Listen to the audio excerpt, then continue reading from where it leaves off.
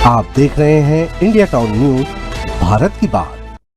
नमस्कार, स्वागत है आपका इंडिया टाउन न्यूज में। मैं हूं आपके साथ कमर गौस और चलिए बात करते हैं छत्तीसगढ़ शराब घोटाले की। आपको बता दें कि छत्तीसगढ़ के बहुचर्चित शराब घोटाले में एक और नया मोड़ आया है।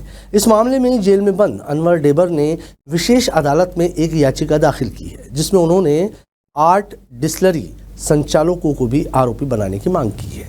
वहीं पूर्व आबकारी मंत्री और कांग्रेस विधायक काउसी लखमा की न्यायिक रिमांड को भी 23 मई तक बढ़ा दिया गया है। चलिए विस्तार से जानते हैं इस पूरे मामले की अब तक की जानकारी।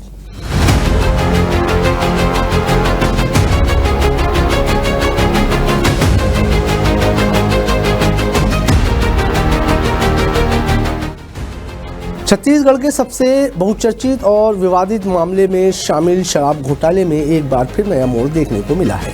इस घोटाले में पहले से ही जेल में बंद अनवर डेबर ने अब कोर्ट का दरवाजा खटखटाया है।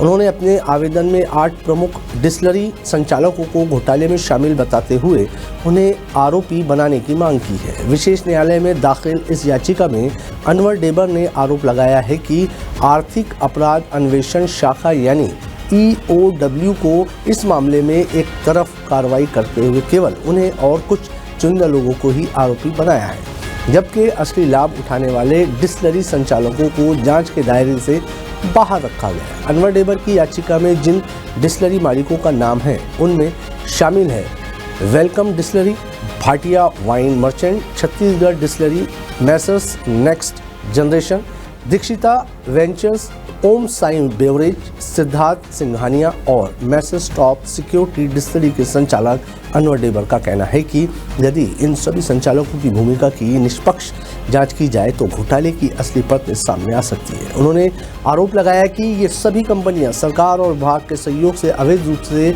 लाभ कमा रही है और पूरी प्रणाली में मिलीभगत भी थी।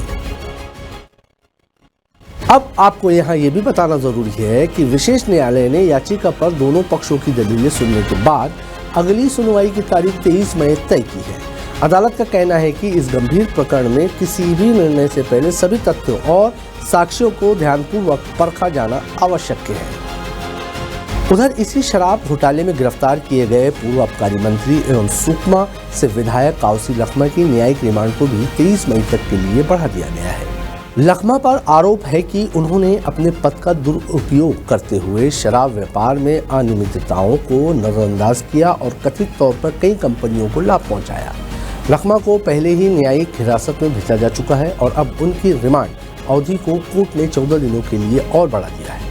EOW द्वारा की जा रही पूछताछ में लखमा से मिली जानकारियों के आधार पर अब और भी बड़े नामों के खुलासों की संभावना जताई जा रही है। शराब घोटाले में अब तक कई नौकरशाहों, नेताओं और कारोबारियों के नाम सामने आ चुके हैं। अनवर डेबर इस मामले के प्रमुख आरोपियों में से एक है, जिन पर करोड़ों रुपए के लेन देन और गैर कानूनी शराब व्यापार में शामिल होने के आरोप हैं। EOW की जांच रिपोर्ट के अनुसार ये पूरा घोटाला योजनाबद्ध तरीके से अंजाम दिया गया था, जिसमें कई स्तरों पर भ्रष्टाचार हुआ। अनवर डेबर, लखमा और अन्य आरोपियों पर यह भी आरोप है कि उन्होंने नकली बिल, डुप्लीकेट शराब की बोतलें और अवैध स्टॉक के जरिए राज्य सरकार को करोड़ों रुपए के राजस्व का नुकसान पहुंचाया। विपक्ष लगातार इस मुद्दे पर सरकार को घेर रही है। बीजेपी ने इस घोटाले को लेकर मुख्यमंत्री से जवाब मांगा है और आरोप लगाया है कि शासन प्रशासन की शय के बिना इतने बड़े घोटाले को अंजाम देना संभव नहीं था। अब देखना होगा कि 23 मई को विशेष अदालत इस याचिका पर क्या रुख अपनाती है। क्या अनवर डेबर की मांग के अनुसार 8 और डिस्टिलरी संचालकों को इस घोटाले में आरोपी बनाया जाएगा या नहीं, यह आने वाला समय बताएगा। साथ ही काउसी लखमा से पूछताछ के बाद क्या और नाम सामने आते हैं, उस पर भी सभी की नजर टिकी होगी। वहीं अब छत्तीसगढ़ का शराब घोटाला और भी पेचीदा होता जा रहा है। आने वाले दिनों में इस मामले में और भी बड़े खुलासे हो सकते हैं। इस पर हमारी लगातार नजर बनी हुई है। फिलहाल आज के लिए इतना ही। मुझे दीजिए इजाजत और आप देखते रहिए इंडिया टाउन न्यूज, भारत की बात। नमस्कार।